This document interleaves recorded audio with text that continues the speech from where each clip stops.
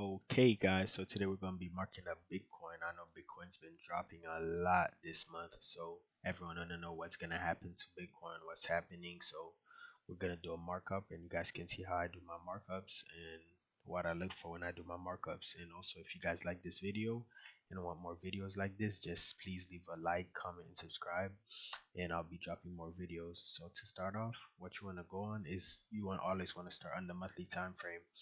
And when you're on the monthly time frame, you just want to see direction and kind of see what's happening on the monthly time frame. And with this, you can already see for 1 month, 2 month, 3 months what's been happening. It's definitely been dropping. And for me, I like using my EMAs and SMAs. And with this, for how I use it is when the blue is above the red, it's on a bullish uptrend, and when the blue is below the red, it's in a bearish downtrend. So we can already see that it was in an uptrend, and right here you have a break of structure, and you can also see it from looking right here. You can see that what happened. Price fell below this zone right here, which is a zone, and you want to mark it on your monthly time frame, monthly break. So you want to keep track of everything that you do.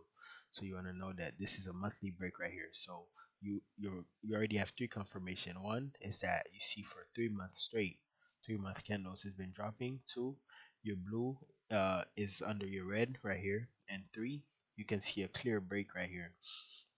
So you want to drop to your weekly, and on your weekly you don't really look for much, but you just kind of see what's happening still.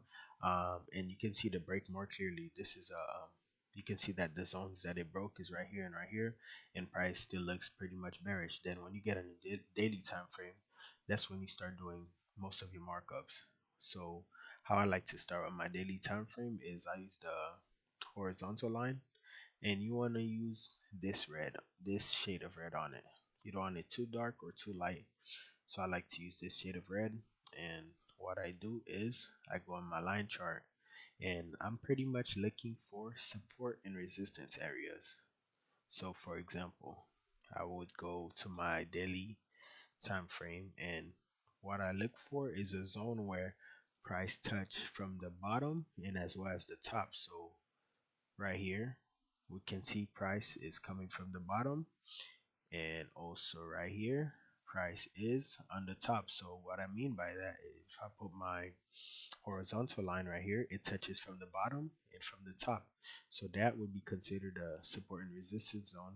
And what I want to do is continue adding that to my chart. You can see it again right here and right here, support and resistance. It touched from the top and as well from the bottom. So you want to go all to your daily time frame.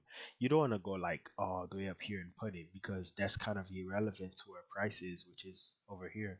So if you're looking, you wouldn't see too much like daily ones, since price is not haven't done much movement. It's been pretty much just dropping. So I'm gonna mark some more so you guys can have more examples, but you wanna stay around where price is relevant. So for up here, you can see right here, price touch it from the bottom and from the top. All this area, touch it from the top, and this touch it from the bottom. Let's do a few more. You can see price touch from the top and from the bottom. So that's a daily support and resistance. And you can do right here, touch it from the top and from the bottom. So after you're done marking up your daily time frame, you want to drop down to the 4 hour time frame. And for your 4 hour time frame, you're pretty much doing the same thing, but you want to color code it different. Instead of a red line, you want to change it to the same shade of green.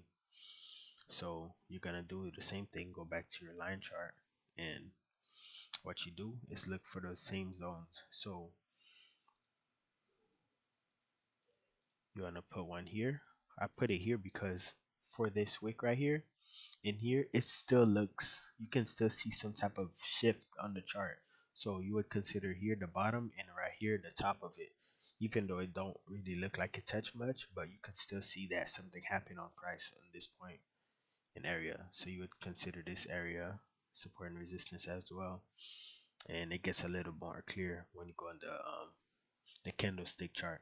So you want to continue. There's not much 4 hour ones down here, so you want to do here for the top from the bottom. Then you can continue. Boom, top, bottom. So you want to just continue doing that, right? Let's do some more up here, right here, bottom, top. Let's look for one more, and here, top, bottom. So you guys kind of have the idea of it. So that's what I do when I go from my monthly. I have my direction. You can see that for 3 months straight, it's been dropping. It broke a monthly zone right here. Weekly, you still see the same kind of structure, bearish, and then the daily, you start up putting your key zones, which is your daily time frame, and then you put your 4 hour time frame. So after you're done with your 4 hour time frame, you just want to start breaking it down now in the lower time frames, and that's where you go to catch your entries. So when you look at the monthly, let's go back to the monthly. You can see that price have no resistance in this area. So if it drops all the way from where it's at, if you look at to your left, the next place that you see some sort of resistance is at what, 13K. So you can expect like long term, if BTC is gonna be dropping, continuing, this to be like kind of your zone where you want it to aim for long term. I'm not saying it's gonna drop straight here. You could see price fluctuate, but overall, the next zone that you see resistance at is at this area right here. So you just want to keep that marked up on your chart, so you have like a overall direction of where long term you want to see price at until it breaks structure back up. So for Bitcoin right now, it's pretty much gathering itself back up. So you want to um actually wait for it to start making more clear structure as far as like what you want to look for when you're getting in it, when you're marking for your entry. You can see it just broke this little zone right here, but overall we know the trend. Why?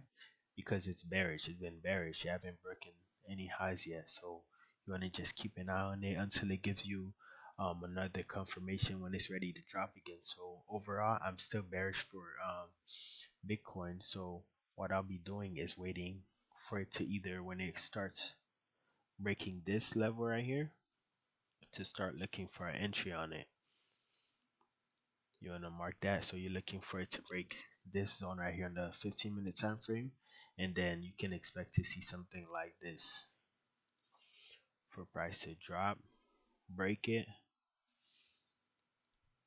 come back, retest maybe this area, and actually continue down. You wanna wait till it gets back below this trend line and actually complete this structure right here. So that's pretty much my markup for Bitcoin, and what I'm expecting for the next coming weeks is pretty bearish. I don't really see much resistance anywhere anytime soon except for this zone. So that's kind of what I'm waiting on, and I'll update you guys when I make my next video.